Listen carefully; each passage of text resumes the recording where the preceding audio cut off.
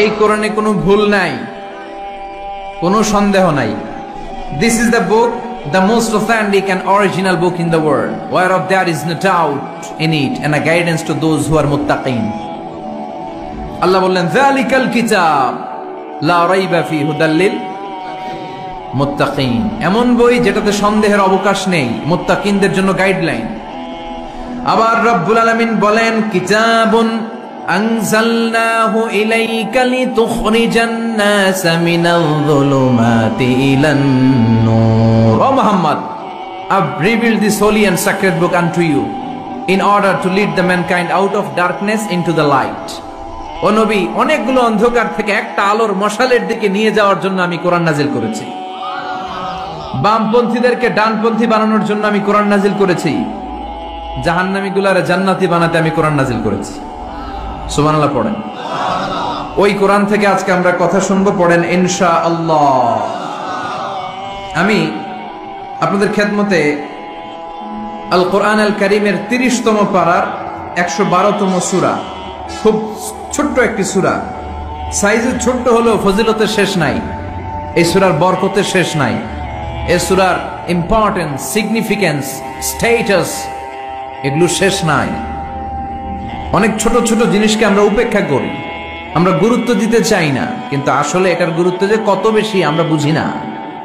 সূরাতুল ইখলাস হচ্ছে ওই রকম একটি সূরা যেটাকে আমরা গুরুত্ব দেই কম, আসলে অনেক গুরুত্বপূর্ণ।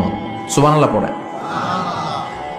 এমন একটা সূরা যে সূরাটা সবার মুখস্থ আছে, মুখস্থ নাই কার কার একটু হাত তোলেন। সবার মুখস্থ আছে না? আলহামদুলিল্লাহ পড়েন। তো এই সূরাটা থেকে কিছু কথা আজকে আমরা শুনবো, শিখবো, জানবো, আমলের নিয়তে। নিয়ত খালেস করেন, ইন্নামাল আমালু বিন্নিয়াত। সব কাজের প্রতিফল দেয়া হবে নিয়তের উপর বেস করে, বেসড অন ইউর ইন্টেনশন। আপনার কি ইচ্ছা ছিল, এজন্য সব কাজ করার আগে নিয়তটাকে খালেস করবেন। নামাজে দাঁড়ানোর আগে যদি নিয়তে গোলমাল থাকে, নামাজ হবে? কথা বলেন। আপনি যদি লোক দেখানোর জন্য সালাত পড়েন, হবে? মানুষে আপনারে আলহাজ ডাকবে, এজন্য যদি হজ করেন, কবুল হবে? এরকম হাজি আছে না নাই? আলহাজ না ডাকলে চেতে ওঠে, আছে না নাই?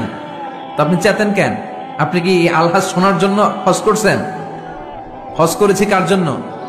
আতিমুল হাজ্জা ওয়াল উমরাতা লিল্লাহ। আল্লাহর শব্দ চুজিংটা দেখছেন? আল্লাহর রুচি দেখেছেন? লিল্লাহ, আল্লাহ যোগ করে দিয়েছে আতিমুল হাজ্জা ওয়াল উমরাতা লিল্লাহ। হজ এবং উমরা করবে শুধুমাত্র একজনকে খুশি করার জন্য। তিনি কে? এটার নাম ইখলাস। সবকিছু আল্লাহর জন্য করতে চাওয়া, এটার আরবি নাম হচ্ছে ইখলাস। আরবি নাম কি? আরে ইখলাস নামে আল্লাহ কোরআন একটা সূরায় দিয়ে দিয়েছে। সুবহানাল্লাহ। কোরআনে যত সূরা আল্লাহ দিয়েছে, প্রত্যেকটা সূরার নাম কোরআনের ওই সূরার ভেতরকার কোনো আয়াত থেকে বা শব্দ থেকে নেওয়া হয়েছে, কিন্তু এই সূরাটা, এই সূরার ভেতরকার কোনো শব্দ থেকে এটার নামকরণ হয় নাই। সূরাতুল ইখলাসের ভিতরে আল ইখলাস শব্দটা আছে, এটা একটা সূরা। আর একটা সূরা আছে যে সূরার নামকরণ ওই সূরার কোনো শব্দ থেকে নেওয়া হয় নাই, সেটা হচ্ছে সূরাতুল ফাতিহা। আল ফাতিহা শব্দটা সূরা ফাতিহা 7 আয়াতের কোথাও আছে? সূরাতুল ইখলাস আন্তরিকতার সূরা, দ্য সূরা অফ সিনসিয়ারিটি। কুল হুয়াল্লাহু আহাদ। হে নবী, আপনি বলেন আল্লাহ একজন, আমরা একজনের কাছে চাবো। আমরা একজনের কাছে মনের জ্বালা, যন্ত্রণা, আকুতি, চাহিদা সব পেশ করব। আমাদের মনের যা চায় সব দিলেও তার ঘাটতি হবে না। চিল্লা এখন ঠিক কিনা? এরপর আয়াতে আল্লাহ বললেন আল্লাহুস সামাদ, তিনি অমুখাপেক্ষী। গোটা বিশ্বের সবাই আল্লাহর কাছে ফরিয়াদ করে, আল্লাহ কারো কাছে ফরিয়াদ করে না, ঠিক কিনা? এরপর আল্লাহ বললেন লাম ইয়ালিদ ওয়া লাম ইউলাদ, তিনি কাউরে জন্ম দেন নাই, জন্ম নেন নাই। সুবহানাল্লাহ পড়েন।